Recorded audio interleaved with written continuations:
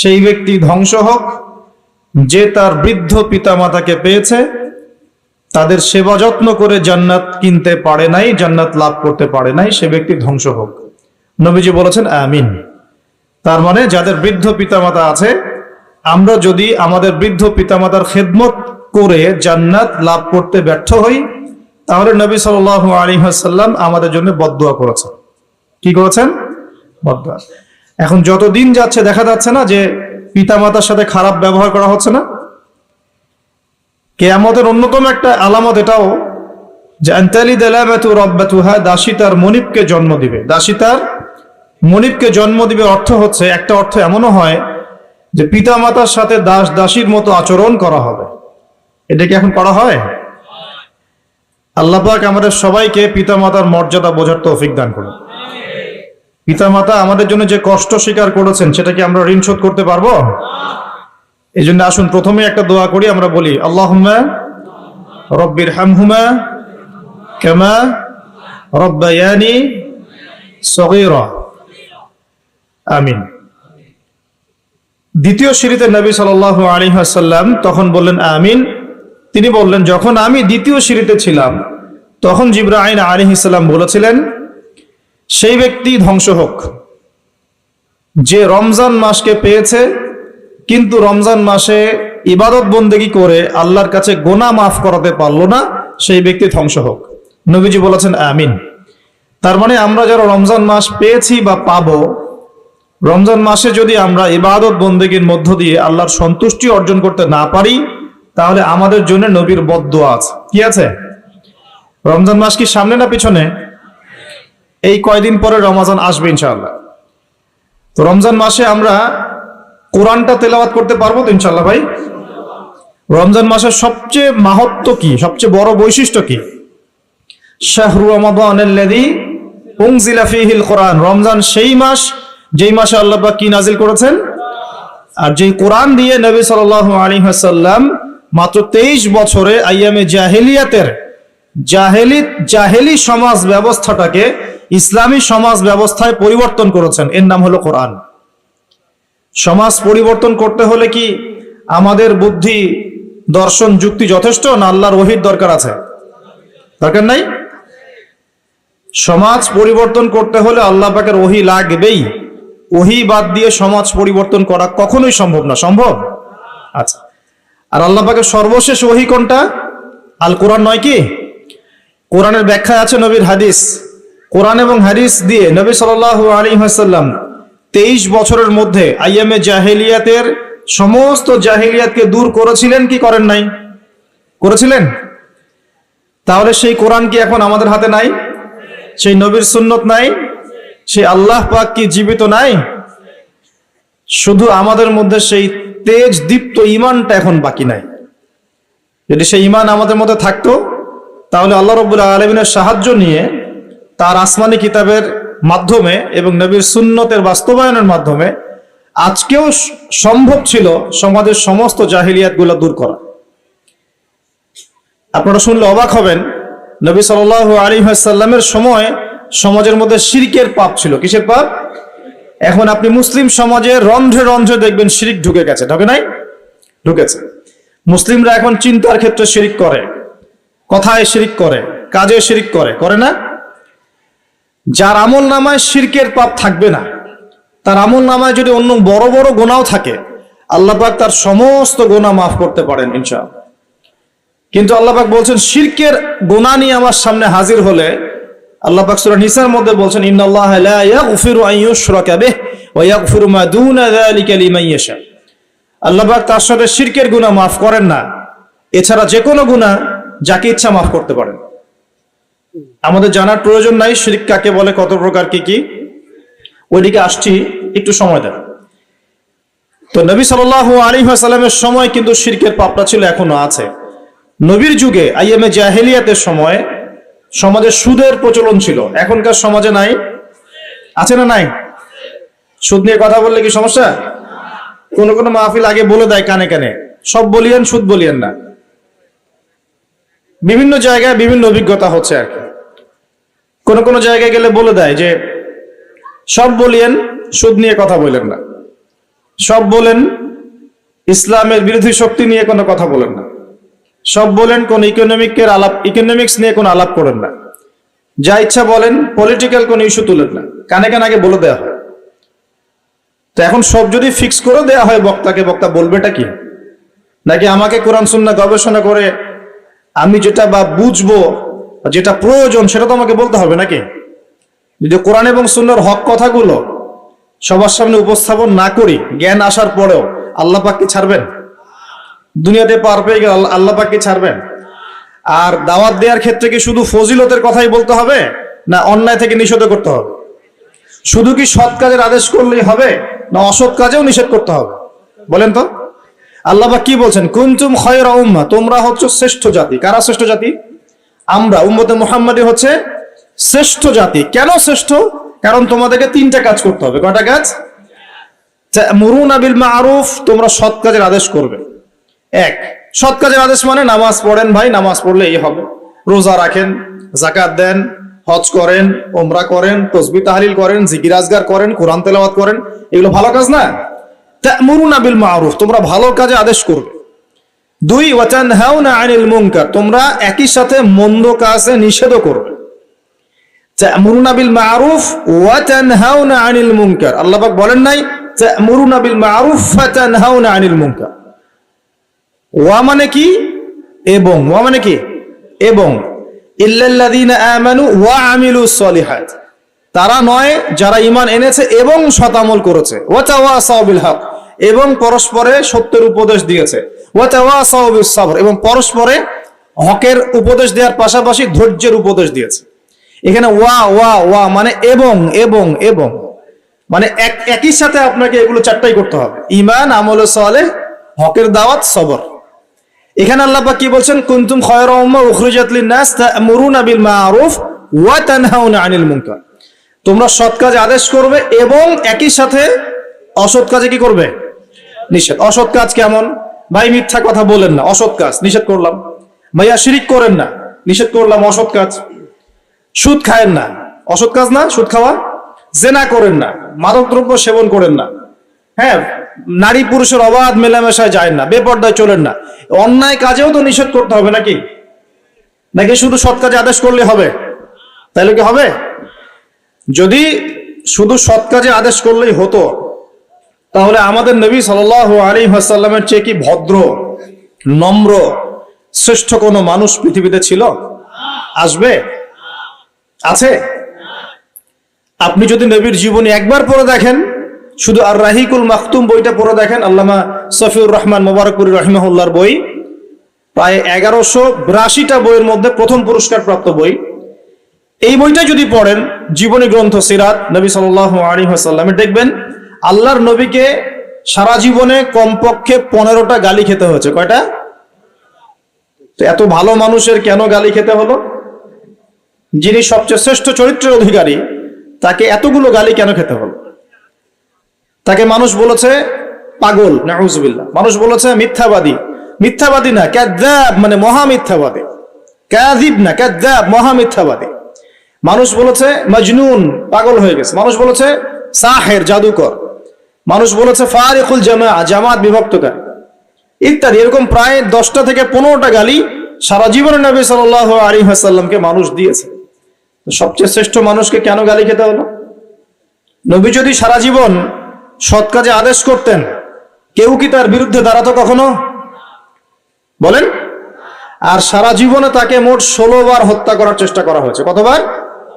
কাবা ঘর যেদিন বিজয় হয়েছে, মক্কা বিজয়ের দিন, নবী সাল্লাল্লাহু আলাইহি ওয়াসাল্লাম তাওয়াফ করছেন, এই তাওয়াফ করা অবস্থাতেও একজন চাকু দিয়ে হামলা করার চেষ্টা করেছে, নবী ধরে ফেলেছেন। আরেকদিন নবী সাল্লাল্লাহু আলাইহি ওয়াসাল্লাম দেয়ালে হেলান দিয়ে বসে আছেন, বনু নজির গোত্রে। ছাদের উপর থেকে পাথর ফেলে তাকে হত্যা করার চেষ্টা করা হয়েছে। আরেকদিন নবী সাল্লাল্লাহু আলাইহি ওয়াসাল্লাম হিজরত করে যাচ্ছেন মক্কা থেকে মদিনায়। 100 উট দেয়া হবে যে নবীর মাথাকে নিয়ে আসতে পারবে জীবিত অথবা মৃত, ঘোষণা করে নাই? 100 উট কি কম কথা মনে করেছেন? 100 উট দিয়ে এখন একটা জেলা কিনে ফেলা যেতে পারে। হয়তো বেশি বলে ফেললাম নাকি ভাই? এত হবে না হয়তো। 100 উট মানে কিন্তু অনেক কিছু। একটা উটের দাম কত? বেশি দাম না? 100টা উট দেয়া হবে যে নবীকে জীবিত বা মৃত নিয়ে আসতে পারবে। তাহলে বিশাল পুরস্কার না এটা? তো কেন তাকে হত্যা করার জন্য এত বড় পুরস্কার দেওয়া হলো? আরেকদিন নবী সাল্লাল্লাহু আলাইহি ওয়াসাল্লাম নামাজ পড়ছেন কাবা ঘরে, তার ঘাড়ের উপরে কাপড় বা চাদর রশি দিয়ে এবার পেঁচিয়ে তার গলায় ফাঁস দেওয়ার চেষ্টা করা হয়েছে। আর এটা তো আপনারা জানেনই যে নাড়ি ভুঁড়ি চাপিয়ে দেওয়া হয়েছে ঘাড়ের উপরে। আরেকদিন নবী সাল্লাল্লাহু আলাইহি ওয়াসাল্লাম মদিনায় বসে আছেন, মক্কা থেকে একজন ভাড়াটে খুনি গিয়েছে মদিনায় তাকে হত্যা করতে, চাকু তরোয়াল ভিতরে ছিল, নবীর সামনে গিয়ে বসেছেন, আর আল্লাহ পাক তাকে ওহীর মাধ্যমে জানিয়ে দিয়েছেন এই ব্যক্তি কেন এসেছেন। সুবহানাল্লাহ, আল্লাহ পাক ওহীর মাধ্যমে আগেই জানিয়ে দিয়েছেন এই কেন এসেছেন। নবী সাল্লাল্লাহু আলাইহি ওয়াসাল্লাম হাসছেন আর বলছেন, কি মক্কার হাতিমে বসে বসে আমাকে হত্যা করার পরিকল্পনা করেছিলে? ওই ব্যক্তির সাথে সাথে অস্ত্র ফেলে দিয়ে বলছে, আশহাদু আল্লা ইলাহা ইল্লাল্লাহ ওয়া আন্নাকা রাসূলুল্লাহ, আমি সাক্ষ্য দিচ্ছি আল্লাহ ছাড়া কোনো মাবুদ নাই আর আপনি আল্লাহর রাসূল। এই কথা তো আমি আর সেই ব্যক্তি ছাড়া কেউ জানে না, তো নিঃসন্দেহে এই ব্যক্তি রাসূল যাকে আল্লাহ পাক জানিয়ে দিয়েছেন। ওই ব্যক্তি মুসলমান হয়ে গেল, আলহামদুলিল্লাহ। এরকম প্রায় 16 বার নবী সাল্লাল্লাহু আলাইহি সাল্লামকে মানুষ হত্যা করার চেষ্টা করেছে। কেন? যদি সারা জীবন তিনি ফজিলতের কথা বলে বেড়াতেন, সৎ কাজের আদেশ করতেন, মানুষ কি তার শত্রু হতো? যখন তিনি সৎ কাজে আদেশের সাথে সাথে অন্যায় নিষেধ করা শুরু করেছেন, তখন মানুষ তার শত্রু হয়ে গেছে। আর আপনি আমি যদি এই যুগে ওই দাওয়াতি কাজ করতে চাই, একই পরিণতি বরণ করতে হবে, কোনো বিকল্প কিছু নাই। আর হ্যাঁ, যদি আমরা গোলালু মার্কা দাওয়াত শুরু করি, মানে সব তরকারিতে চলে, যখন যেখানে যাব সেই রূপে দাওয়াত হবে, তাহলে জীবনেও কোনো সমস্যা আসবে বলে মনে হয়। তো ওইদিকে ভিতরে না যাই। নবী সাল্লাল্লাহু আলাইহি ওয়াসাল্লাম যে যুগে ছিলেন ওই যুগে শিরক ছিল, ওই যুগে সুদ ছিল, ওই যুগে মাদক দ্রব্যের ব্যাপক প্রচলন ছিল, ওই যুগে মেয়েদের অধিকার দেয়া হতো না খুব বেশি, মেয়েদেরকে জীবন্ত কবরও দেয়া হয়েছে, শিশু বাচ্চাকে। আর বৈবাহিক তেমন কোনো অধিকার ছিল না, সম্পত্তির অধিকার খুব একটা দেয়া হতো না, বেহায়াপনা ছিল, অশ্লীলতা ছিল, ব্যভিচার ছিল। আর সবচেয়ে বড় সমস্যা ছিল গোত্রীয় হানাহানি, মানে ভাইয়ে ভাইয়ে যে হানাহানি, এই সমস্যাগুলো নিয়ে আইয়ামে জাহেলিয়াত ছিল। এখন এই আইয়ামে জাহেলিয়াত অজ্ঞতাগুলো দূর করার জন্য আল্লাহ পাক নাজিল করলেন কি? আল কোরআন। কোন মাসে? এই রমজান মাসে। যেই রমজান সম্পর্কে নবীজি বলছেন, যে ব্যক্তি রমজান পেয়েছে কিন্তু নিজের গুনাহ মাফ করাতে পারলো না, সে ধ্বংস হয়ে যাবে। রমজান মাসে সবচেয়ে প্রেশিয়াস জিনিসটা কি ভাই বলেন? কোরআন নাজিল হওয়া। তাহলে আসন্ন রমজানে কি আমরা কোরআন খতম করতে পারবো ইনশাআল্লাহ? ওয়াদা করছি ইনশাআল্লাহ। ইনশাআল্লাহ কোরআন পড়তে পারি তো সবাই ইনশাআল্লাহ। আল্লাহর ওয়াস্তে প্রত্যেক মুসলমান নিজের উপরে কোরআন শেখাটাকে ফরজ করে নেবেন ইনশাআল্লাহ। নবী বলেন নাই সাল্লাল্লাহু আলাইহি ওয়াসাল্লাম, তালাবুল ইলমি ফরিদা ওয়া আলা কুল্লি মুসলিম, প্রত্যেক মুসলমানের উপর জ্ঞান অর্জন করা কি? ফরজ। আল্লাহ পাক প্রথম কোন আয়াত নাজিল করেছেন? ইকরা বিসমি রাব্বিকাল্লাযী খালাক, পড়ুন আপনার রবের নামে যিনি আপনাকে সৃষ্টি করেছেন। মানে যেই জ্ঞান আপনাকে আল্লাহর দিকে নিয়ে যাবে সেই জ্ঞান অর্জন করা আপনার জন্য ফরজ। আর যেই জ্ঞান আপনাকে আল্লাহ থেকে দূরে নিয়ে যায়, শয়তানের দিকে নিয়ে যায়, সেই জ্ঞান কি অর্জন করা ফরজ? আল্লাহ রাব্বুল আলামিন আমাদের সবাইকে কোরআন পড়ার তৌফিক দান করুন, অর্থটাও বোঝার তৌফিক দান করুন, এবং আসন্ন রমজান মাসে কোরআন খতম করার তৌফিক আল্লাহ পাক দান করুন। তো এটা হলো দ্বিতীয়, 2 নম্বর সিঁড়ি। যে ব্যক্তি রমজান মাস পেয়েছে, গুনাহ মাফ করাতে পারলো না, ধ্বংস হয়ে যায়। রমজান মাসে কি আমরা সারা রাত জেগে ইউটিউব দেখবো না ফেসবুক চালাবো?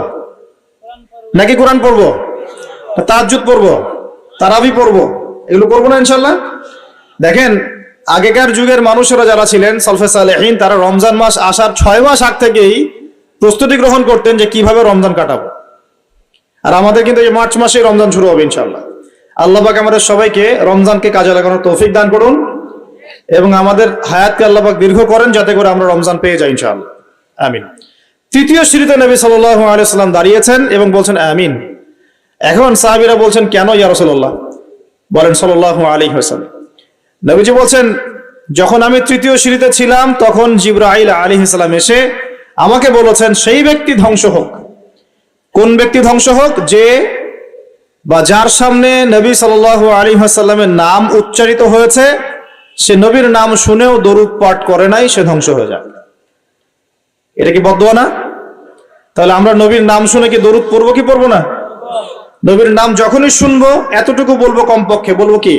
সাল্লাল্লাহু আলাইহি ওয়াসাল্লাম। আপনি কি নবী সাল্লাল্লাহু আলাইহি ওয়াসাল্লামের সুপারিশ পেতে চান? পেতে চান? হাউজে কাউসারের পানি পেতে চান? নবীর কাছাকাছি থাকতে চান? শুনুন, নবী সাল্লাল্লাহু আলাইহি ওয়াসাল্লাম বিভিন্ন হাদিসের মধ্যে বলেছেন, বিভিন্ন হাদিসে, যে ব্যক্তি দুনিয়াতে নবীর সুন্নত যত বেশি পালন করবে, নবীকে যত বেশি ভালোবাসবে, তার উপর যত বেশি দরুদ পড়বে, ইনশাআল্লাহ কিয়ামতের দিন সে নবীর তত কাছাকাছি থাকবে ইনশাআল্লাহ। আর যদি সকালবেলা 10 বার এবং সন্ধ্যাবেলা 10 বার পড়তে পারেন আল্লাহুম্মা সাল্লি আলা মুহাম্মাদ ওয়া সাল্লিম, অথবা আল্লাহুম্মা সাল্লি ওয়া সাল্লিম আলা নবিয়িনা মুহাম্মাদ, ইনশাআল্লাহ নবী সাল্লাল্লাহু আলাইহি ওয়াসাল্লাম আপনার জন্য সুপারিশ করবে ইনশাআল্লাহ। সকালে 10 বার সন্ধ্যায় 10 বার দরুদ পড়া খুব কঠিন? সকালে 10 বার সন্ধ্যায় 10 বার দরুদ পড়তে সময় লাগবে সর্বোচ্চ 5-10 মিনিট নাকি? অনেকে বলে না যে ভাই 1 মিনিট দাঁড়ান, 1 মিনিট সময় নষ্ট হলে কি এমন হয়, এটা মানুষ বলে না? 2 মিনিট সময় নষ্ট হলে কি এমন হয় মানুষ বলে, স্পেশালি বাঙালি জাতি এটা বেশি বলে। 2 মিনিটে আপনি একটা কোরআন খতমের নেকি পাবেন ইনশাআল্লাহ, বিশ্বাস করলেন না? 2 মিনিট লাগবে খালি বলতে কুল হুয়াল্লাহু আহাদ আল্লাহুস সামাদ লাম ইয়ালিদ ওয়া লাম ইউলাদ ওয়া লাম ইয়াকুল লাহু কুফুয়ান আহাদ। 3 বার বলতে কয় মিনিট লাগবে? বড়জোর 2 মিনিট। 2 মিনিটে 3 বার পড়া সম্ভব সূরা ইখলাস। একবার পড়বেন কোরআনের 1/3 নেকি পেয়ে যাবেন ইনশাআল্লাহ। তাহলে 2 মিনিটে কোরআন খতম দেওয়া যায়? যায় কি যায় না? যায়, ফজিলত পাওয়া যায়। 2 মিনিটে আপনি বলতে পারেন আল্লাহুম্মা সাল্লি আলা মুহাম্মাদ ওয়া সাল্লিম। আমরা বলি না যে 10 মিনিট সময় দে, 10 মিনিট সময় বস গল্প করি, হ্যাঁ 10 মিনিট ফোনে নষ্ট করেন, 10 মিনিট আড্ডা পিটান, বন্ধুদের সাথে আসরের মধ্যে বসে পড়েন। 10 মিনিটে আপনি কোরআনের বিশুদ্ধ সূরাগুলো পড়তে পারবেন। 10 মিনিটে কমসে কম 100 বার পড়তে পারবেন সুবহানাল্লাহ সুবহানাল্লাহ সুবহানাল্লাহ। 10 মিনিটে আপনি 100 বার পড়তে পারবেন আলহামদুলিল্লাহ। 10 মিনিটে আপনি 100 বার পড়তে পারবেন আল্লাহু আকবার। 10 মিনিটে আপনি 100 বার পড়তে পারবেন লা ইলাহা ইল্লাল্লাহ। পারা যাবে না এগুলো? ইনশাআল্লাহ। 10 মিনিটে আপনি 10 বার 10 বার 20 বার দরুদ পড়তে পারবেন না? 10 মিনিটে 3 বার সূরা ইখলাস পড়তে পারবেন? 10 বার সূরা ইখলাস পড়তে পারবেন। আর 10 বার সূরা ইখলাস পড়লে জান্নাতে একটা ঘর নির্মাণ করা হয়। 10 বার সূরা ইখলাস পড়লে জান্নাতে ঘর পাওয়া যায় ইনশাআল্লাহ। তো সময়ের মূল্যায়ন করতে হবে কি হবে না? আশপাশে কি সিগারেট খাচ্ছেন নাকি কেউ? আমার নাকে সিগারেটের গন্ধ আসছে, একটু দেখবেন ভলান্টিয়ার কেউ আছেন নাকি, পরিবেশটা নষ্ট করে না যেন। আস্তাগফিরুল্লাহ। আল্লাহ আমাদের সবাইকে যাবতীয় মাদক দ্রব্য থেকে হেফাজত করুন। সিগারেট মাদক দ্রব্য কি না? সিগারেট কি হালাল না মাকরুহ? জর্দা দিয়ে পান খাওয়া কি মাকরুহ না হালাল না হারাম?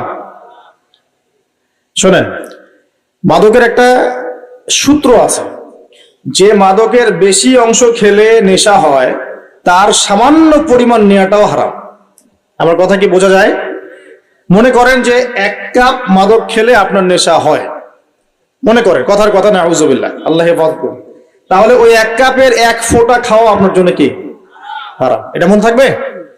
আল্লাহর ওয়াস্তে যারা নামাজি ব্যক্তি ভুল করেও মাদকের সামনে যাবেন না। এখানে যেটা প্রসঙ্গ উঠে গেল, একটা হাদিস বলে দিই, দিয়ে সামনে যাচ্ছে। আল্লাহর নবী সাল্লাল্লাহু আলাইহি সাল্লাম বলেছেন, কেউ যদি মাদক দ্রব্য সেবন করে তার 40 দিনের নামাজ কবুল হবে না।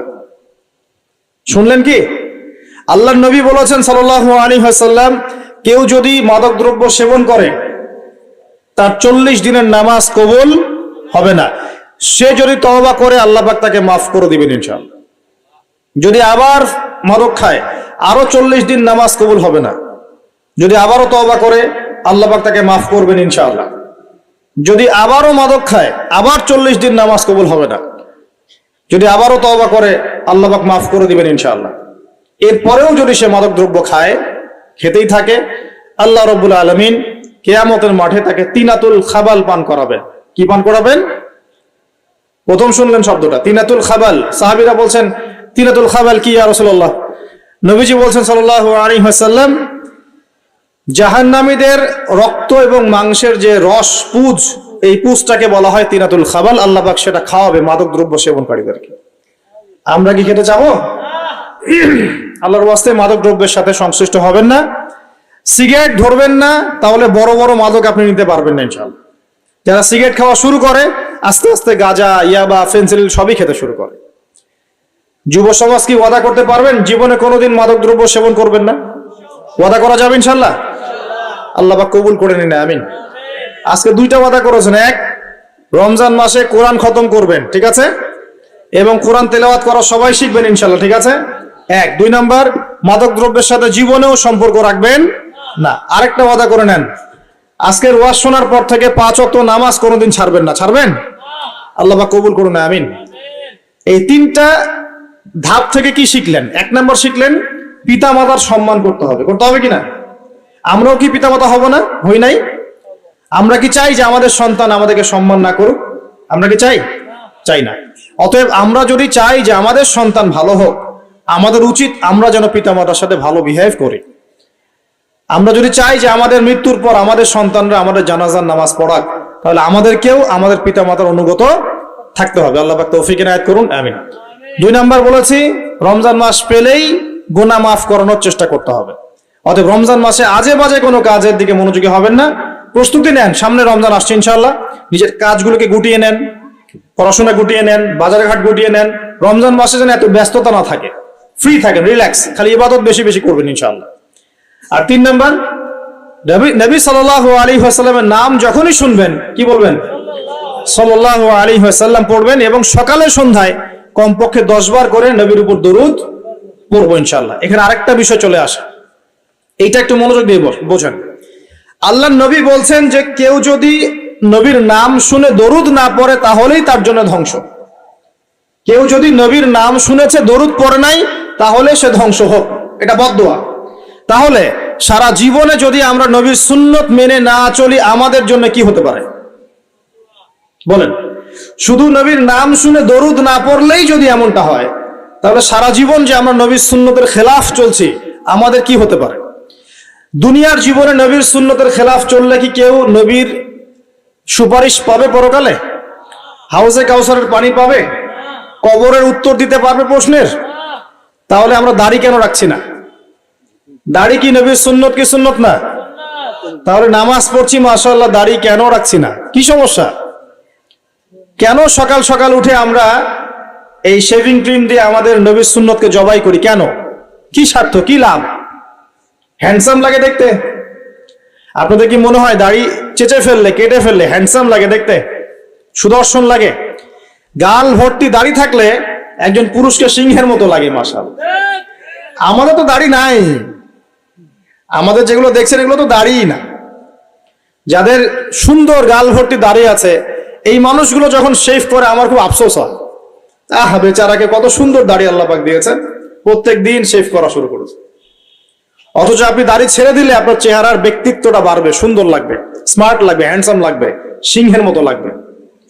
মুসলিমরা কি ভীরু কাপুরুষ জাতি? আলী রাদিয়াল্লাহু আনহুর চেহারা দেখলে মানুষ, যখন যুদ্ধের মাঠে তার চেহারা দেখলে মানুষ ভয় পেয়ে যেত। যুদ্ধের মাঠে তার চেহারা দেখলে মানুষ ভয় পেয়ে যেত। দাড়ি, ফুল দাড়ি, ছেড়ে দেয়া দাড়ি, এবং তিনি যখন গর্জন করতেন যুদ্ধের মাঠে, যে প্রতিপক্ষ যখন থাকতো আহ্বান করতেন, কে আছে সামনে আসো, সাহস থাকলে আমার সামনে। এই গর্জন শুনেই মানুষ ভয় তার সামনে আসতো না। খালিদ বিন ওয়ালিদ রাদিয়াল্লাহু আনহু যুদ্ধের মাঠে তার গর্জন শুনেই মানুষ সামনে আসতো না। কাকা রাদিয়াল্লাহু আনহু তিনি একাই 10 জন 20 জনের সাথে লড়াই করতে পারতেন। বলা হতো যে যে সেনাবাহিনীর মধ্যে কাকা রাদিয়াল্লাহু আনহু আছে, ওই সেনাবাহিনী কখনো পরাজিত হয় না। বলা হতো, এটা প্রবাদ ছিল। তাদের গাল ভর্তি দাড়ি ছিল না। সাহাবীরা কি শেভ করতেন? কোনদিন দেখেছেন কোন হাদিসের মধ্যে সাহাবীরা শেভ করেছেন? তাহলে নবীর সুন্নতটা কি আগে নিজের দেহে আনতে হবে না? নিজের দেহে যদি সুন্নত না আনতে পারি, মানুষকে সুন্নত শেখাতে পারবো? ওয়াদা করা যাবে এখন যে আমরা ইনশাআল্লাহ দাড়ি শেভ করবো না? ওয়াদা করা যাবে? দাড়ি রাখলে চাকরি পাবেন না? রিজিক কার হাতে? না না, রিজিক তো দাড়ির হাতে মনে হচ্ছে। দাড়ি রাখলে যদি চাকরি চলে যায়, তাহলে রিজিক কার সাথে সংশ্লিষ্ট হলো? রিজিকের মালিক কে? আপনাকে আল্লাহ পাক যতটুকু রিজিক দিয়েছেন তাকদিরে লেখা আছে না? তাকদিরে লেখা আছে না? তাকদিরে লেখা আছে যেটা, সেটা কি আপনি না খেয়ে মরবেন নাকি?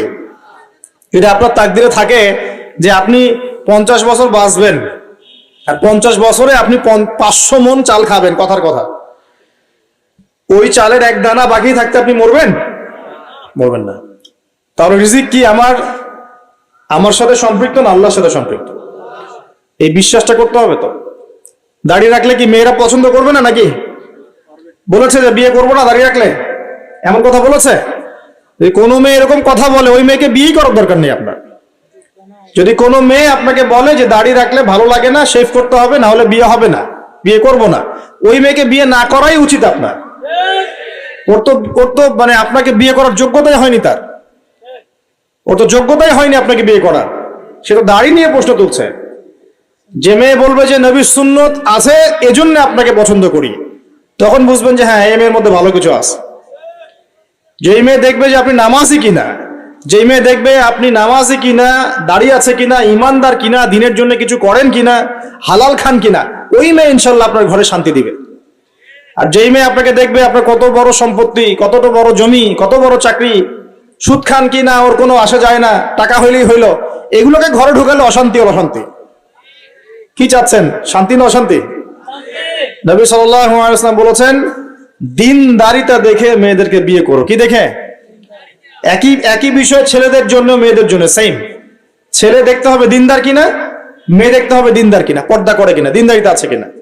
দুনিয়ার এই ছোটখাটো বিষয় যদি দেখেন, তুচ্ছ বিষয়গুলো, একদিন না একদিন আপনি পস্তাবেন কিন্তু। আর যদি আপনি দিনদারিতা দেখেন, ইনশাল্লাহ আপনি কোনোদিন পস্তাবেন না ইনশাআল্লাহ। আল্লাহ পাক তৌফিক দান করুন, আমিন। এটা একটা বড় সিদ্ধান্ত জীবনের। এই সিদ্ধান্তে যদি ভুল করে ফেলেন, সারা জীবন পস্তাতে হবে। অতএব এখানে বেশি আবেগে, ফ্যান্টাসিতে ভুগবেন না। ঠান্ডা মাথায় দিনদারিতাকে অগ্রগণ্য করে আপনি ছেলে দেখবেন বা মেয়ে দেখবেন ইনশাআল্লাহ। আর গার্ডিয়ান যারা পরিবারের পিতামাতা আছেন, তাদেরকেও বলবো, দুনিয়ার এই বিষয়গুলোকে বেশি প্রাধান্য দিতে যাবেন না। কত বড় চাকরি করে, কত বড় জমির মালিক, কত বেশি টাকা, এগুলো পরের বিষয়। আগের বিষয় হচ্ছে আপনার ওই জামাই দিনদার কিনা, আগের বিষয় হচ্ছে তার মধ্যে ইসলাম আছে কিনা, শুরুর বিষয় হচ্ছে আপনার ওই মেয়ের মধ্যে দিনদারিতা আছে কিনা। এটা নসিহত করে গেলাম। যদি আপনি বুদ্ধিমান হন, তাহলে আমার নসিহত গ্রহণ করবেন, না হলে কিন্তু সারা জীবন পস্তাতে হবে। যারা বেদিন জামাই বিয়ে করেছে আর বেদিন মেয়ে বিয়ে করেছে, তারা বুঝবে যে আমার কথার মর্ম কতটুকু। তারা এখন ইচ্ছা করেও লাইনে আনতে পারছে না। পারছেন? ওই যে বলছে বিয়ের পরে ঠিক হয়ে যাবে, এত সহজ? এটা কি সুইচ টিপ দিলে ঠিক হয়ে যাবে? মানুষের মনটা খুব জটিল একটা বিষয়। এত সহজেই মানুষের মন চেঞ্জ হয় না। হয় ইল্লা মাশাআল্লাহ, আল্লাহ চাইলে হয়। কিন্তু যদি মনে করেন যে পর্দা করে না, বিয়ে করি তারপর পর্দা করবে, করাই নিব, বানাই নিব, নিজের মতো গড়ে নিব, এত সহজ নয়। পরে দেখবেন সেই মেয়ে আপনার দাড়ি শেভ করা ফেলছে, করতে পারে না, আপনাকে পেরেশানিতে ফেলবে। সবার এত টাকা, তোমার টাকা নাই। এই যুগে একটু সুদ খেলে কি হয়, সমিতিতে নাম লেখালে কি হয়, সুদের লোন নিলে কি হয়, সবার একতলা বাড়ি, আমার কেন, সবার 4-5 তলা বাড়ি, আমার কেন একতলা থাকবে, নাও লোন নাও, বাড়ি করি। আপনার স্ত্রী আপনাকে এদিকে ইনফ্লুয়েন্স করবে, করবে না? করবে। এইভাবে তো বহু পরিবারের কর্তা দিন দিন হার্ট স্ট্রোক করে মারা যাচ্ছে। টেনশন, পারিবারিক অশান্তি।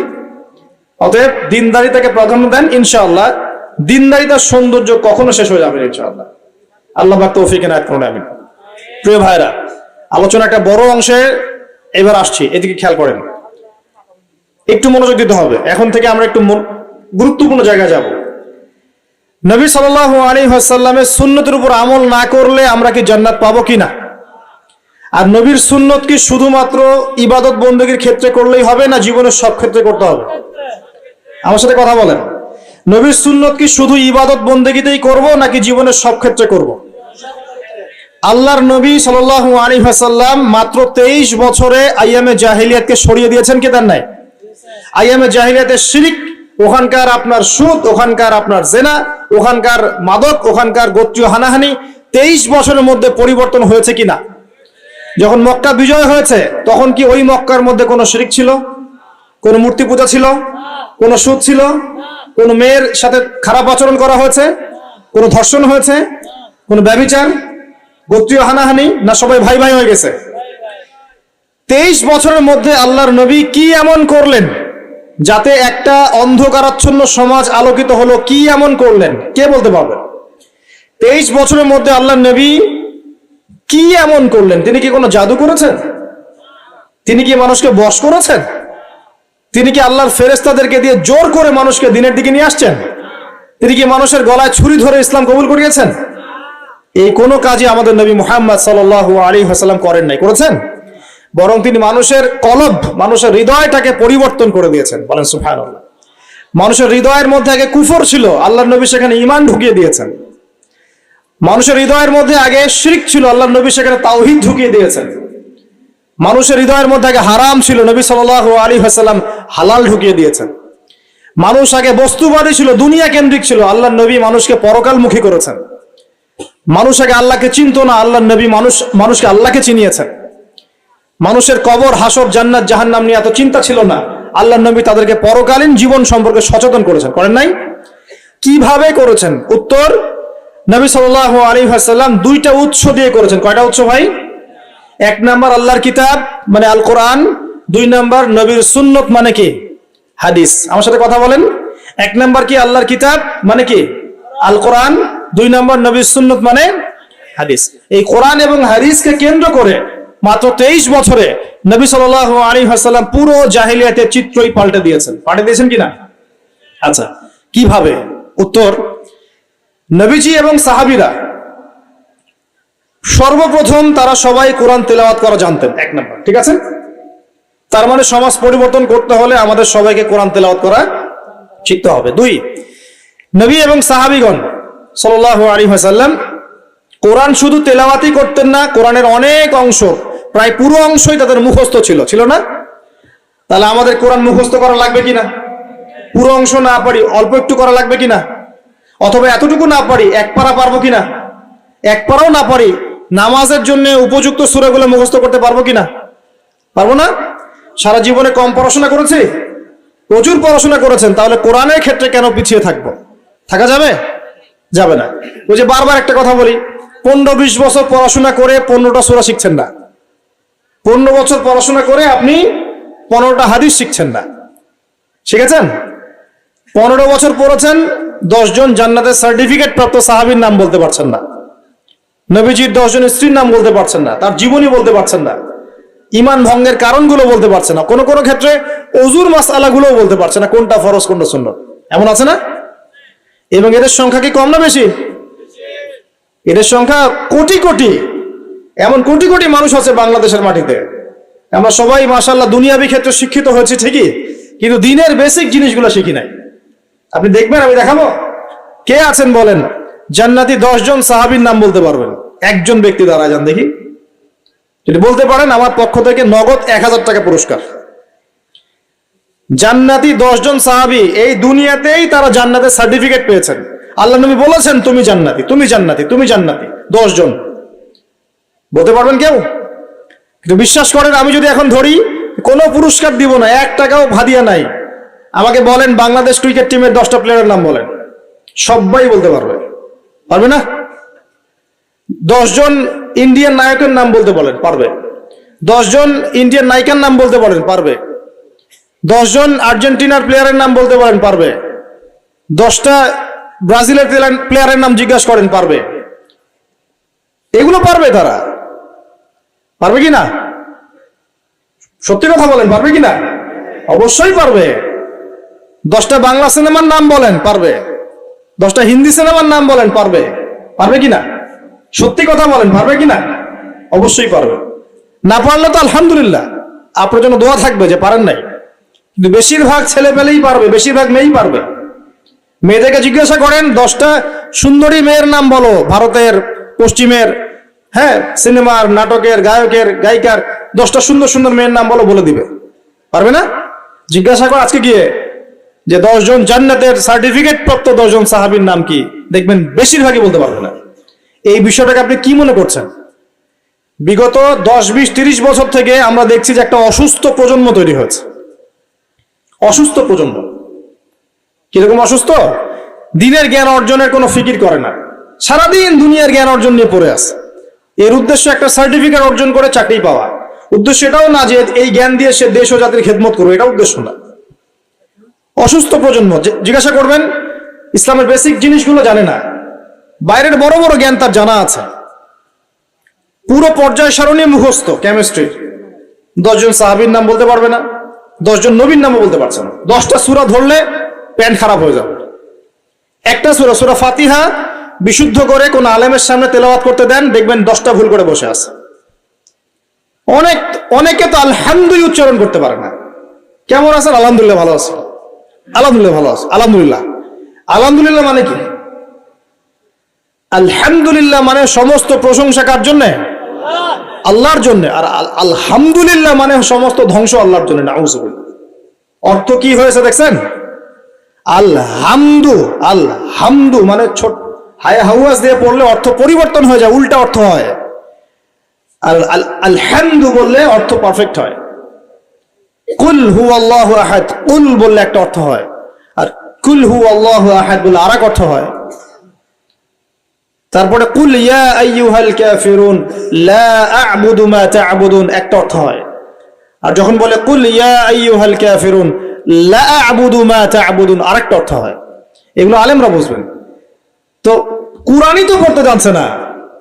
15 বছর 20 বছর পড়াশোনা করে আমরা কি প্রজন্ম তৈরি করছি বলেন তো?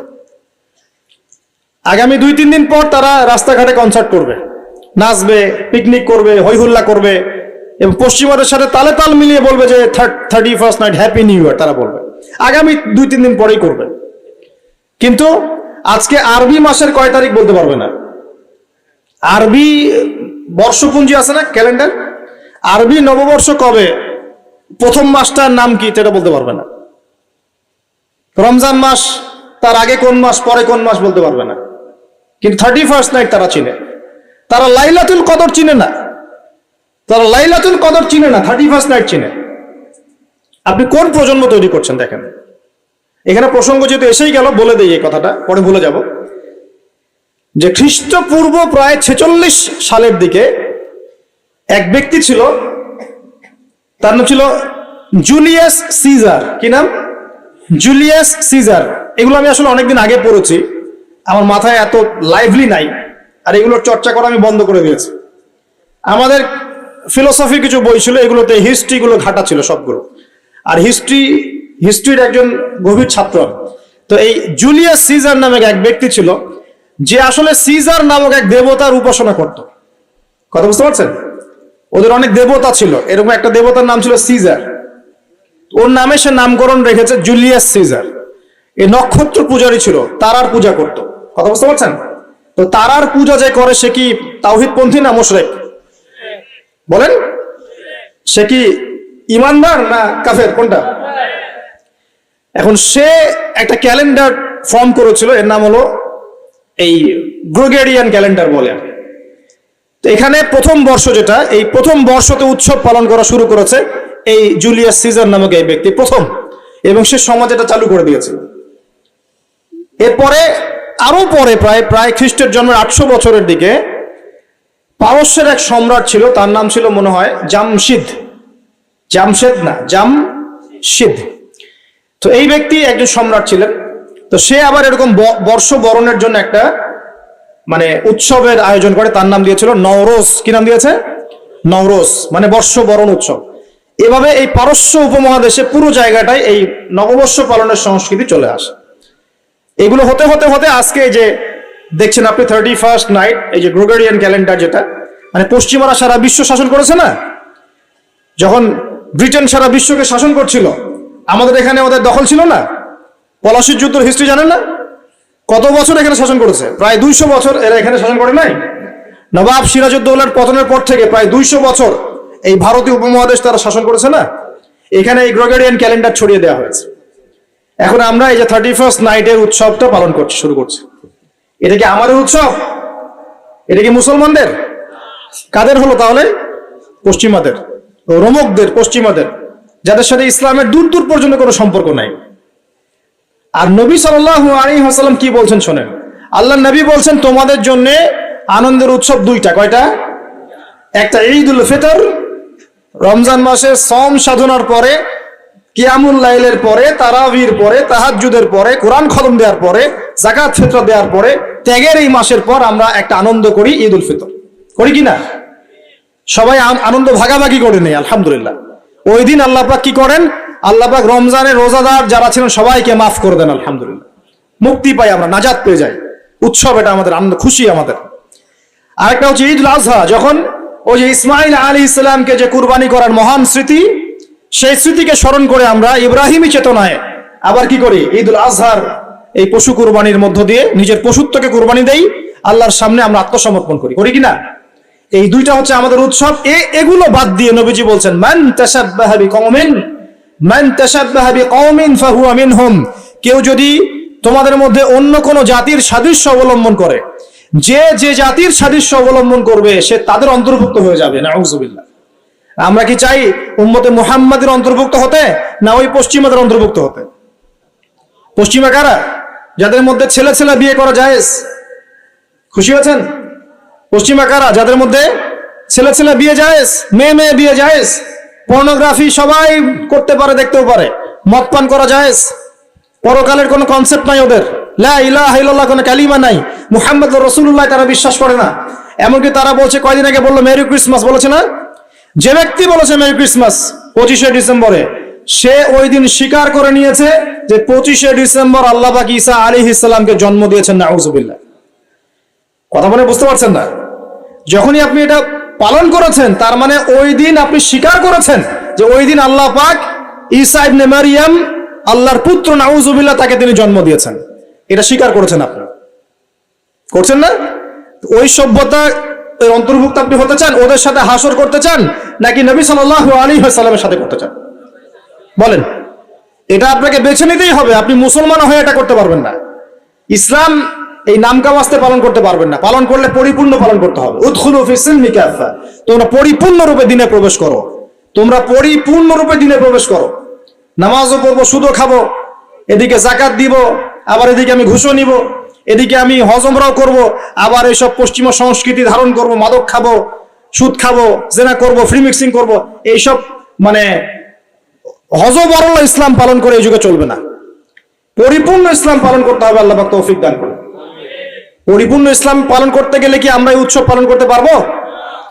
এক নাম্বার দেখালাম যেটা ওই জুলিয়াস সিজারের চালু করা এটা পদ্ধতি, নরস যেটা ওই জামশিদের চালু করা পদ্ধতি। আর আমরা মুসলমান হয়ে কিভাবে আমরা অগ্নি পূজারীদের, পশ্চিমাদের এবং ইহুদি নাসারাদের সংস্কৃতি কেমন করে ফলো করতে পারি? আমার কি সম্ভব? আর নবী যখন বলে দিচ্ছেন মান তাশাব্বাহা বিকওমিন ফাহুয়া মিনহুম, যে যে জাতির সাদৃশ্য অবলম্বন করবে সে তাদের অন্তর্ভুক্ত হয়ে যাবে, তাদের সাথে হাসর হবে। আমি কি তাদের সাথে হাসর চাই, নাকি নবীর সাথে হাসর চাই? এবার আল্লাহ পাক কি বলছেন সেটাও শুনে নেন, তারপরে সামনে যাই। খুব গৌর করে শোনেন। আল্লাহ পাক সূরা মাঈদার 51 নম্বর আয়াতে বলছেন। কত নম্বর আয়াত বলেন? কোন সূরা? সূরা মাঈদার কত নম্বর আয়াত? আয়াতটা ভালো করে হজম করেন। আল্লাহ পাক বলছেন, ইয়া আইয়ুহাল্লাযীনা আমানু, হে মুমিনগণ। মুমিন কারা? আমরা মুমিন না? আমরা আল্লাহ বিশ্বাস করি না? ফেরেশতায় বিশ্বাস করি না? আসমানে কিতাবে বিশ্বাস করি না? নবী রাসূলে বিশ্বাস করি কিনা? আমরা পরকালে বিশ্বাস করি? আমরা কি ভাগ্যের ভালো মন্দ বিশ্বাস করি? আলহামদুলিল্লাহ, আমরা মুমিন ইনশাআল্লাহ। বলেন আলহামদুলিল্লাহ। এই মুমিনদেরকে আল্লাহ পাক বলছেন, ইয়া আইয়ুহাল্লাযীনা আমানু, হে মুমিনগণ, লা তাত্তাখিযুল ইয়াহুদা ওয়ান নাসারা আউলিয়া, তোমরা ইহুদ এবং নাসারাদেরকে বন্ধু রূপে গ্রহণ করো না। বা'দুহুম আউলিয়াউ বা'দ, তারা একে অপরের বন্ধু। ওয়া মান ইয়াতাওয়াল্লাহুম মিনকুম ফাইন্নাহু মিনহুম, তোমাদের মধ্যে কেউ যদি ওদের দিকে মুখ ফিরায় সে আমাদের অন্তর্ভুক্ত না, তাদের অন্তর্ভুক্ত। ইন্নাল্লাহা লা ইয়াহদিল কওমা যালিমিন, আর আল্লাহ পাক এই জালেমদেরকে কখনো হেদায়েত করবেন না। মানে আমরা যদি ওদের অন্তর্ভুক্ত হয়ে যাই আমরা জালেম হয়ে যাব, আর এই জালেমদেরকে আল্লাহ পাক হেদায়েত করবেন না। আল্লাহ পাক সূরা বাকারা আরো বলেছেন, ওয়ালান তারদা আনকাল ইয়াহুদ ওয়ালান নাসারা হাত্তা তাত্তাবিআ মিল্লাতাহুম, হে নবী, তোমার উপরে ইহুদের লোকজন এবং খ্রিস্টানরা কখনোই সন্তুষ্ট হবে না, কখনোই সন্তুষ্ট হবে না যতক্ষণ তুমি তাদের ধর্ম মিল্লাত গ্রহণ না করছো। আপনি ওদের সাথে তালে তাল মিলে নাচ গান করেন, তারা আপনার উপর সন্তুষ্ট হয়ে যাবে। আর আপনি যখন ওদের উপর তালে তাল মিলাবেন না, লা ইলাহা ইল্লাল্লাহ মুহাম্মাদুর রাসূলুল্লাহ নিয়ে থাকবেন, ওরা আপনার উপর সন্তুষ্ট হবে না। আমরা কি দুনিয়াতে ওদের সন্তুষ্টি চাই না আল্লাহর সন্তুষ্টি চাই?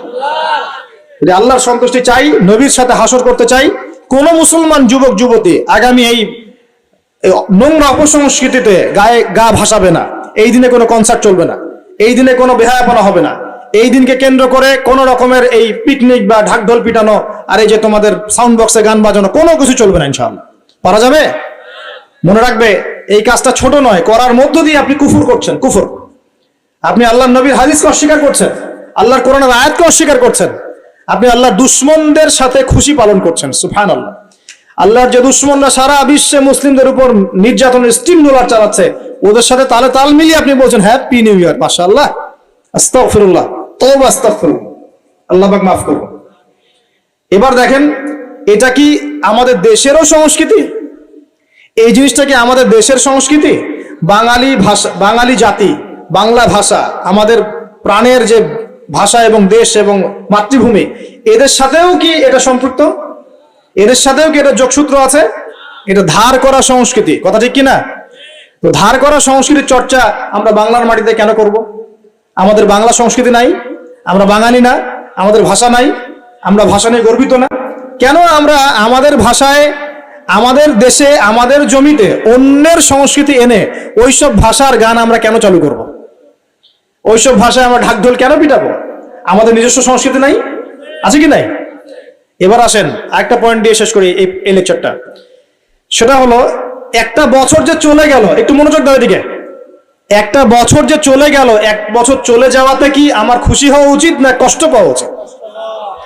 মনে করেন আপনার 60 বছর হায়াত আছে, বা আমার 60 বছর হায়াত আছে, কথার কথা বলছি। এখন এক একটা বছর যে চলে যাচ্ছে, আমি কি মৃত্যুর দিকে একটু একটু করে আগাচ্ছি না? আপনি আগাচ্ছেন না? কি ভাই কথা বলেন, আগাচ্ছে কি না? তাহলে আমরা একটা বছর চলে যাচ্ছে মানে কি, আমরা একটা একটা করে ধাপ আগাচ্ছি কবরের দিকে।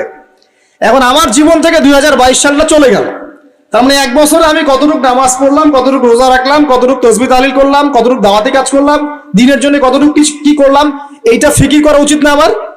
আমার জীবন থেকে একটা বছর চলে গেল মানে আমি কবরের দিকে এক ধাপ এগিয়ে গেলাম। এখন এগিয়ে যাওয়ার খুশিতে আপনি আজকে উৎসব পালন করছেন, আস্তাগফিরুল্লাহ। কি বুদ্ধি মাথায়! দেখেন, জীবন থেকে একটা বছর হায়াত কেটে পড়ে গেল, এটাতে সে খুশি হয়েছে এবং খুশি হয়ে সে উৎসব পালন করছে, কনসার্ট করছে, ঢাকঢোল পিটাচ্ছে, পিকনিক করছে। কত বুদ্ধি মাথায়! মৃত্যু কাছাকাছি আসলে কি মানুষ খুশি হয় না কষ্ট পায়? মৃত্যু কাছাকাছি আসলে মানুষ কি খুশি হবে নাকি আরো চিন্তা করবে, হায় আফসোস, এক বছর যদি আরো ভালো কাজ করতে পারতাম আরো ভালো হতো? কোনটা বলেন? আফসোস হবে না? অবশ্যই হবে। হ্যাঁ, তার মানে এখন আপনি যদি কিছু করতেই চান, এই 31st নাইটে যদি আপনি কিছু করতেই চান, তাহলে আমি বলবো, আমার পরামর্শ, সুন্দর করে ওযু করে আইসে আপনাকে জায়নামাজে দাঁড়াতে হবে।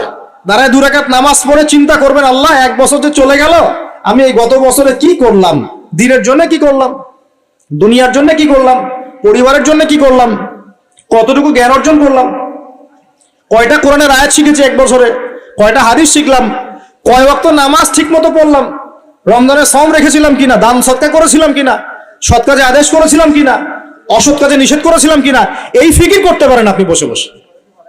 যদি করতেই হয় কিছু, তাহলে এটা করতে হবে, অন্য কিছু করার সুযোগ আছে? উচিত হবে? একই তো আমাদের দেশের সাথে এই সংস্কৃতি কোনো সম্পর্ক নাই, এটা দেশদ্রোহিতাও হচ্ছে, আবার ইসলামের সাথে দূর দূরত্ব কোনো সম্পর্ক নাই, ইসলামের সাথে দ্রোহিতা করা হচ্ছে। তাহলে বলেন, আমরা যদি আল্লাহ এবং তার রাসূলের সন্তুষ্টি চাই, তাহলে আমরা কি আল্লাহ এবং তার রাসূলের শত্রুদের সংস্কৃতি গ্রহণ করতে পারি? আল্লাহ পাক আমাদের সবাইকে বোঝার তৌফিক দান করুন। প্রিয় ভাইরা, যারা এই লেকচার শুনবেন অনলাইনেও চলে যাবে ইনশাআল্লাহ, যাদের কানে এই লেকচার যাবে, যদি কিছু করতেই হয়, জায়নামাজে দাঁড়িয়ে, ওযু করে জায়নামাজে দাঁড়িয়ে 2 রাকাত নফল নামাজ পড়ে তওবা করতে পারেন আল্লাহর কাছে, আল্লাহ এক বছর চলে গেল, কি করতে পারলাম জানি না, আল্লাহ আমাকে পরের বছরটা আরো ভালো করে দিনের জন্য কাজ করার তৌফিক দান। এইটুকু করা যাবে না? যদি করতে চান এতটুকু করেন, এর বাইরে কিছু করতে চান না। আল্লাহ পাক বোঝার তৌফিক দান করুন, আমিন। প্রিয় ভাইরা, এখন সামনে আসি যে আল্লাহর নবী এই পুরো জাহিলিয়াত পরিবর্তন করেছেন কোরআন সুন্নাহ দিয়ে, ঠিক আছে কথা? কোরআন সুন্নাহর মধ্যে কাজগুলো কি ছিল আমি কয়েকটা বলেছিলাম। 1, কোরআন তেলাওয়াত করা শিখেছে সবাই। 2, কোরআনের অর্থ বুঝেছেন সবাই। 3, কোরআনের সমস্ত আদেশ নিষেধ তারা মেনে চলেছেন, চলেন নাই? আমাদের উচিত হবে কোরআনের সমস্ত আদেশ এবং নিষেধগুলোকে মেনে চলা। আল্লাহ পাক আমাদের সবাইকে তৌফিক এনায়েত করুন। এরপর তারা কি করেছেন? কোরআন এবং হাদিসের দাওয়াতটা মানুষের কাছে পৌঁছে দিয়েছেন, দেন নাই? তাহলে আমাদের কি নিজে নিজে দিন পালন করলেই হবে না আমার পরিবারেও করাতে হবে? আমি নিজে পালন করছি, পরিবার পালন করছে, মাশাআল্লাহ, এখন আমার দায়িত্ব না সমাজের মধ্যে প্রচার করা? দায়িত্ব কি না? আরো কি কোন নবী আসবেন? তার নবীর উত্তরসূরি কারা এখন? ওলামায়ে কেরাম। ওলামায়ে কেরামদের শুধু একার দায়িত্ব ইসলাম প্রচার করার, নাকি আমাদেরও দায়িত্ব আছে? আমরা ইখতিলাফি মাসআলাগুলোকে নিয়ে পড়ে থাকবো না, জটিল ফিকহি বিষয়গুলো সেটা আপনি আমি ফতোয়া দিতে পারবো না, এটা মুফতি সাহেবরা করবে। কিন্তু কমন জিনিসগুলোর দাওয়াত আমরা সবাই দিতে পারি কিনা? নামাজের দাওয়াত আপনি দিতে পারেন? আপনি হালাল খাবার দাওয়াত দিতে পারেন? পর্দার দাওয়াত দিতে পারেন? আপনি এটা দাওয়াত দিতে পারেন যে আমরা সবাই 5 ওয়াক্ত নামাজ পড়বো, রোজা রাখবো, সামর্থ্য হলে হজ করবো, যাকাত দিব, এইটুক দাওয়াত তো আপনি দিতে পারেন কিনা? মাদক দ্রব্য ছেড়ে দেওয়া, মাদক দ্রব্য খেও না, সুদ খেও না, এই কমন কথাগুলো তো বলতে পারেন নাকি? বাল্লিগু আন্নি ওয়ালাউ আয়া, একটা আয়াতও যদি জানো তোমরা সেটা প্রচার করো। যদি আমরা সবাই মিলে দিন প্রচার না করি, দিনের অবস্থা আস্তে আস্তে কিন্তু সংকুচিত হয়ে আসছে। আপনারা কি বুঝতে পারছেন না যে অন্য ধর্মগুলো আস্তে আস্তে ছড়িয়ে পড়ছে? আমাদের এই গাফেলতির কারণে আজকে বহু মুসলিম ধর্মহীন হয়ে যাচ্ছে, হচ্ছে না? সত্য কথা বলেন, হচ্ছে কিনা? টাকার লোভে, চাকরির লোভে, হচ্ছে কিনা? এটা আমাদের গাফলতি না? অতএব আমাদের সবাইকে শুধু আলেম ওলামার উপর দায়িত্ব ছেড়ে না দিয়ে আমাদের সবাইকেই দিনের দাওয়াতের দাওয়াতের কাজ সবাইকে করতে হবে। আল্লাহ পাক তৌফিক দান। শুধু একদিনের ওয়াজ মাহফিল দিয়ে সব হবে? আজকে আমি আসলাম, হাতে 1 বছর আপনার সাথে আমার দেখা হবে না হয়তোবা, তাহলে কি এখানেই শেষ? একটা ওয়াজ মাহফিল দিয়ে সব হবে? ওয়াজের কথাগুলো সবাই শুনবো এবং মানার চেষ্টা করবো ইনশাআল্লাহ, এবং সবাই মিলে আমরা আমলও করব, মানুষকে আমলের দিকে ডাকবো ইনশাআল্লাহ, আর সৎ কাজে আদর্শ করব, অসৎ কাজগুলোতে বাধাও দিব ইনশাআল্লাহ। আল্লাহ পাক তৌফিক দান করুন, আমিন। এখন আস্তে আস্তে ফিনিশিং এর দিকে আসি। দেখুন আল্লাহ পাক তার নবীর মধ্য দিয়ে দিনটা প্রতিষ্ঠা করেছেন কিনা? দিন কি শুধু নবী সাল্লাল্লাহু আলাইহি ওয়াসাল্লাম একাই পালন করেছেন, না সমাজে প্রতিষ্ঠা করেছেন? এখন আমাদের কি একা একা পালন করলেই হবে, না সমাজে প্রচার প্রসার করতে হবে? আচ্ছা, তাহলে আগে কিছু বিষয় জানতে হবে। এক, আল্লাহ রাব্বুল আলামিন যে দিনটা দিয়েছেন, এই দিনটা পরিপূর্ণ দিন। কিরকম দিন? এই দিনের মধ্যে কিছু ঢোকানোর সুযোগ আছে? বের করার কোনো সুযোগ আছে? নাই। দিন ইসলাম পরিপূর্ণ কিনা উত্তর আল্লাহ পাক দিয়েছেন সূরা মাইদার মধ্যে। কোন সূরা? সূরা মাইদা 3 নম্বর আয়াত। আল্লাহ পাক বলছেন, এই আয়াতগুলো বাসায় পড়ে দেখবেন। আল্লাহ পাক বলছেন, আল ইয়াউমা আকমালতু লাকুম দীনাকুম, আজকে আমি তোমাদের জন্য দিন ইসলামকে পরিপূর্ণ করে দিলাম। ওয়া আতমামতু আলাইকুম নি'মাতি, তোমাদের উপর আমার নেয়ামতকে পূর্ণতা দান করলাম। ওয়া রাদিতু লাকুমুল ইসলাম দীনান, তোমাদের উপর দিন ইসলামকে মনোনীত করে আমি আল্লাহ সন্তুষ্ট হয়ে গেলাম। বলি সুবহানাল্লাহ। তার মানে আল্লাহ পাক দিন ইসলামকে পরিপূর্ণ করেছেন। কিছু ঢুকাতে পারবো? কিছু বের করতে পারবো? পারবো না। এবার আসেন, এই পরিপূর্ণ দিন ইসলাম ছাড়া অন্য কোন দিন আল্লাহ গ্রহণ করবেন কিনা? উত্তর সূরা আলী ইমরান আয়াত নম্বর 85। আল্লাহ পাক বলছেন, আল্লাহ রাব্বুল আলামিন বলছেন, ওয়া মান ইয়াবতাগি গায়রাল ইসলামি দীনান ফালা ইউকবাল মিন, কেউ যদি ইসলাম ছাড়া অন্য কোন দিন বা জীবন ব্যবস্থা তালাশ করে, তার কাছে কোশ্চিন কালেও এটা কবুল করা হবে না। তার মানে ইসলাম ছাড়া অন্য কোন দিন যদি কেউ চর্চা করি, আল্লাহর কাছে কোশ্চিন কালেও সেটা গ্রহণযোগ্য হবে না। আর এই ইসলাম আল্লাহর কাছে একমাত্র গ্রহণযোগ্য দিন, যেটা আল্লাহ পাক বলছেন সূরা আলী ইমরানের 19 নম্বর আয়াত। আল্লাহ পাক বলছেন, ইন্না দীনা ইনদাল্লাহিল ইসলাম, আল্লাহর কাছে একমাত্র গ্রহণযোগ্য দিন কি? ইসলাম। এবার আসেন সূরা সফে চলে যায়। কোরআনের একটা আয়াত কিন্তু একটা আয়াতের সাথে কানেক্টেড, মানে আয়াতগুলো মিলাতে পারলে আপনি পথ খুঁজে পাবেন, ঠিক যেমন আকাশের তারাগুলো মেলালে আপনি রাস্তা খুঁজে পান। এই জন্য কোরআনের আয়াতগুলোকে আকাশের তারার সাথে তুলনা করা হচ্ছে। ফালা উকসিমু বিমাওয়াকিন নুজুম ওয়া ইন্নাহু লাকাসামুন লাউ তা'লামুনা আযীম ইন্নাহু লাকুরআনুন কারীম ফি কিতাবিন মাকনুন। এই সূরা আছে না, সূরা ওয়াকিয়ার মধ্যে আল্লাহ পাক তারাগুলোর অবস্থান স্থলের কসম খেয়েছেন, খেয়ে বলছেন কোরআন একটা মহিমান্বিত কিতাব, লা ইয়ামাসসুহু ইল্লাল মুতাহহারুন, পবিত্র সত্তা ছাড়া কেউ সেটা গ্রহণ স্পর্শ করতে পারে না। তানজিলুম মির রাব্বিল আলামিন, এটা আল্লাহ পাকের পক্ষ থেকে নাজিল হয়েছে। তো কোরআনের আয়াতগুলো কিন্তু একটার সাথে কানেক্টেড। তো এটাই বলছিলাম যে ইসলাম পরিপূর্ণ দিন, এটাই আল্লাহর কাছে একমাত্র গ্রহণযোগ্য দিন, এর বাইরে কোনো দিন তালাশ করলে কবুল করা হবে না। আর এই ইসলাম শুধু ব্যক্তি জীবনে পালন করার জন্য আসে নাই, বরং পুরো জীবনের সমস্ত ক্ষেত্রে পালন করার জন্য এসেছে। কোথায় দলিল? সূরা আলী ইমরান আয়াত নাম্বার 102। কত নম্বর আয়াত?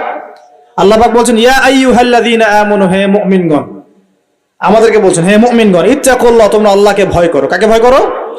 আল্লাহকে ভয় করো। হাক্কা তুকাতিহ, পরিপূর্ণরূপে ভয় করো, ভয় করার মতো করে ভয় করো। আর ওয়ালা তামুতুন্না ইল্লা ওয়া আনতুম মুসলিমুন, পরিপূর্ণ মুসলমান না হয়ে তোমরা মৃত্যুবরণ করো না। এখন বলেন, জীবনের একটা অংশে কেউ যদি ইসলাম পালন করে আর এক অংশে না করে, সে কি পরিপূর্ণ মুসলিম? উদাহরণ দিচ্ছি, মনে করেন আপনি নাউজুবিল্লাহ নামাজও পড়েন আবার সুদও খান, এ কি পরিপূর্ণ মুসলিম? একজন ব্যক্তি নামাজ পড়ে আবার সুদও খায়, মানে সে ইবাদত বন্দেগীর জীবনে আল্লাহকে মানে ঠিকই, লা ইলাহা ইল্লাল্লাহ এর উপর ঠিক আছে, মুহাম্মদুর রাসূলুল্লাহর উপর আছে, কিন্তু অর্থনৈতিক জীবনে গিয়ে সে আর লা ইলাহা ইল্লাল্লাহ মুহাম্মদুর রাসূলুল্লাহর মধ্যে নাই। কথা কি বুঝতে পারছেন? মানে জীবনের কয়েকটা ক্ষেত্র হয়, ইবাদত বন্দেগের জীবন, ব্যক্তিগত জীবন, পারিবারিক জীবন, সামাজিক জীবন, পলিটিক্যাল জীবন, অর্থনৈতিক জীবন। জীবনের প্রত্যেকটা ক্ষেত্রে কোরআন সুন্নাহর হেদায়েত আছে কি নাই? এখন যদি প্রতিটা ক্ষেত্রে আমি কোরআন সুন্নাহকে ফলো করতে পারি তাহলে আমি পরিপূর্ণ মুসলিম। আল্লাহ পাক সেটাই বলছেন, ওয়ালা তামুতুন্না ইল্লা ওয়া আনতুম মুসলিমুন, পরিপূর্ণ মুসলিম না হয়ে মৃত্যুবরণ করো না। তার মানে আমাদের সবাইকে জীবনের প্রতিটা ক্ষেত্রেই কোরআন সুন্নাহ পালন করতে হবে। আল্লাহ পাক তৌফিক দান করুন, আমিন। এখন এটাকে শুধু একা একা করব? আল্লাহ পাক বলছেন না, প্রথম দায়িত্ব হচ্ছে তুমি তোমার পরিবারের উপর আগে করবা। কোথায় করবা? কোন সূরা? সূরা তাহরীম আয়াত নাম্বার 6। কোন সূরা? সূরা তাহরীম আয়াত নাম্বার 6। আল্লাহ পাক বলেন, ইয়া আইয়ুহাল্লাযীনা আমানু, হে মুমিনগণ, কু আনফুসাকুম, নিজে জাহান্নামের আগুন থেকে বাঁচো, ওয়া আহলিকুম নারা, তোমার পরিবার বর্গকে জাহান্নামের আগুন থেকে বাঁচো। দায়িত্ব পেলাম, ইসলাম পরিপূর্ণ পালন করব, নিজে পরিপূর্ণ মুসলমান হব এবং আমার পরিবার বর্গকে কি করব? জাহান্নাম থেকে বাঁচাবো। পরিবারকে কেমন করে বাঁচাবো? উত্তরে যে বললাম, বিয়ে করার সময় দেখতে হবে দিনদার মেয়ে কিনা, বিয়ে করার সময় দেখতে হবে ছেলে দিনদার কিনা, মেয়ের পরিবার দিনদার কিনা, ছেলের পরিবার দিনদার কিনা, হালাল খায় কিনা ইত্যাদি। তারপর পরিবার গঠন হয়ে যাবে, পরিবারের প্রতিটা কাজ হবে কোরআন সুন্নাহ মোতাবেক। স্ত্রীর সাথে সম্পর্ক করা, স্ত্রীর কাছে যাওয়া, সন্তান সন্ততির প্রতিপালন, রিজিক, বাড়িতে তালিম, ইসলামের চর্চা, শিক্ষা দীক্ষা, প্রত্যেকটা ক্ষেত্রেই কোরআন এবং সুন্নাহ মেনে চলে পরিবার গঠন করতে হবে। আল্লাহ পাক তৌফিক এনায়েত করুন। এবার কি শুধু পরিবার নিয়ে পড়ে থাকবো না? আমার আরো দায়িত্ব আছে, আছে কি নাই?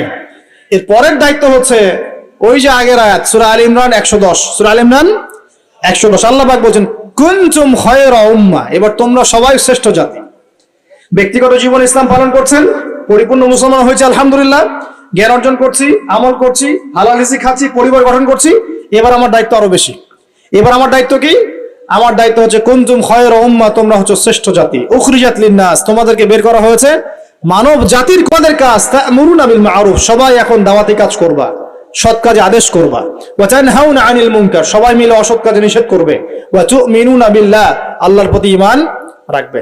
ওয়াল তাকুম মিনকুম উম্মাহ ইয়াদউনা ইলাল খায়র, ওয়াল তাকুম মিনকুম উম্মাহ ইয়াদউনা ইলাল খায়র ওয়া ইয়া'মুরুনা বিল মা'রুফ ওয়া ইয়ানহাউনা আনিল মুনকার। তোমাদের মধ্যে একটা দল থাকা চাই, একদল মানুষ থাকা চাই, যারা কি করবে? আল্লাহর প্রতি বিশ্বাসী হবে, সৎ কাজে আদেশ করবে, অসৎ কাজে কি করবে? নিষেধ করবে। আল্লাহ পাক তৌফিক এনায়েত করুন। এইভাবে করলে কি হবে? সূরা সফের একটা আয়াতের উপর আমল হয়ে যাবে। আর সূরা সফের আয়াতটাই হচ্ছে বড় পরিসরে ইসলামের বিজয়। এটা বলে শেষ করছি, শুনেন। সূরা সফের আয়াতটা হচ্ছে, আল্লাহ পাক বলছেন, ভালো করে শুনেন। আল্লাহ পাক বলছেন, হুয়াল্লাযী আরসালা রাসূলাহু বিল হুদা ওয়া দীনিল হক লিইয়ুযহিরাহু আলা দ্বীনি কুল্লি। আল্লাহ পাক বলছেন, তিনি সেই আল্লাহ যিনি তার পক্ষ থেকে হেদায়েত পাঠিয়েছেন, মানে কোরআন হাদিস পাঠিয়েছেন এবং রাসূল পাঠিয়েছেন। হুয়াল্লাযী আরসালা রাসূলাহ, তিনি সেই আল্লাহ যিনি রাসূল পাঠিয়েছেন, বিল হুদা ওয়া দীনিল হক, হেদায়েত সহকারে এবং সত্য দিন সহকারে। ইসলাম সত্য দিন না? ইসলামে হেদায়েত আছে না? হেদায়েত আছে, সত্য দিন আছে। তিনি সে আল্লাহ যিনি রাসূল পাঠিয়েছেন হেদায়েত সহকারে, সত্য দিন সহকারে। কি উদ্দেশ্যে? লিইয়ুযহিরাহু আলা দ্বীনি কুল্লি, যাতে করে ইসলাম অন্য সমস্ত দিনের উপর বিজয় লাভ করতে পারে। ইসলাম কি পরাজিত হওয়ার জন্য এসেছে? ইসলাম বিজয় লাভ করবে কখন? যখন আপনি নামাজ কায়েম করতে পারবেন, যখন আপনি যাকাত কায়েম করতে পারবেন, যখন আপনি আল্লাহর জমিনে আল্লাহর দ্বীনটা প্রতিষ্ঠা করতে পারবেন, তখন। এখন কি আমরা নামাজ কায়েম করতে পারি? নামাজের দাওয়াত দিতে পারি। নামাজ আমি দাওয়াত দিচ্ছি আপনাকে, আমি কিন্তু কায়েম করতে পারছি না। নামাজ কায়েম মানে বালেগ হয়েছে, নামাজ পড়ে না, ব্যাস ওর বিরুদ্ধে অ্যাকশন নেওয়া যাবে, এর নাম নামাজ কায়েম। চুরি করেছে, চোরের হাতটা কেটে ফেলতে পারবেন, নামাজ আপনি ওখানে বিধানটা কায়েম করেছেন। জেনা করেছে, 100 বেত্রাঘাত করতে পারবেন, তখন কায়েম হয়েছে। এগুলোকে এখন করা যাবে? এখন এগুলো প্রচার করতে পারছি, কিন্তু প্রতিষ্ঠা করতে পারছেন? আল্লাহ পাক বলছেন, ইসলাম এসেছে অন্য সমস্ত দিনের উপর বিজয় লাভ করার জন্য। মানে নবীর যুগে এটা প্রতিষ্ঠা হয়েছিল না? সাহাবীদের যুগে ছিল না? শত শত বছর এমন করে ছিল। বিগত হয়তো 200, 300 বা 150 বছর থেকে আপনি দেখছেন যে বিশ্বের অবস্থা অন্যরকম। এখানে মুসলিমদের অবস্থা একটু শোচনীয়, কোণঠাসা, ইকোনমিক ভিত্তি দুর্বল, পলিটিক্যাল ভিত্তি দুর্বল, জিও পলিটিক্যাল ভিত্তি দুর্বল, মিডিয়া প্রযুক্তি সব ওদের হাতে চলে গেছে, তাই না? অস্ত্র শস্ত্র ওদের বেশি, আমাদের খুব কম।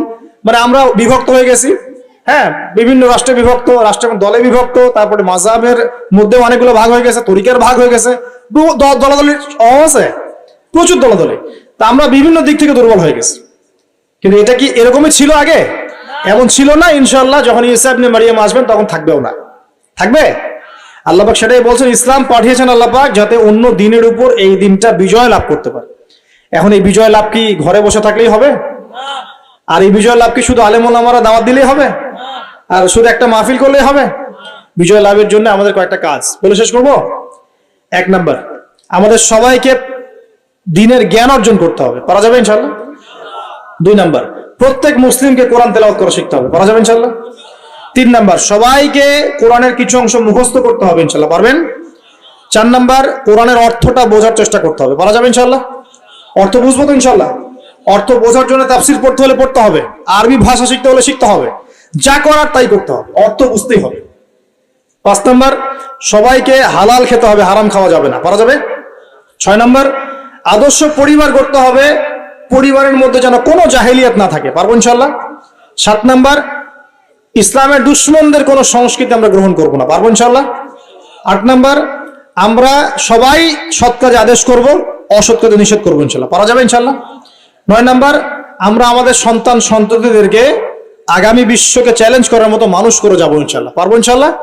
আর 10 নম্বর, আমাদের মা বোন যারা আছে, আমাদের মা বোনদেরকে আমরা কখনোই বেপরদায় বাইরে ছাড়বো না, কোন রকম জেনা, ব্যভিচার, মাদক, পর্ন এগুলো ধারে কাছে আমরা যাবো না ইনশাআল্লাহ।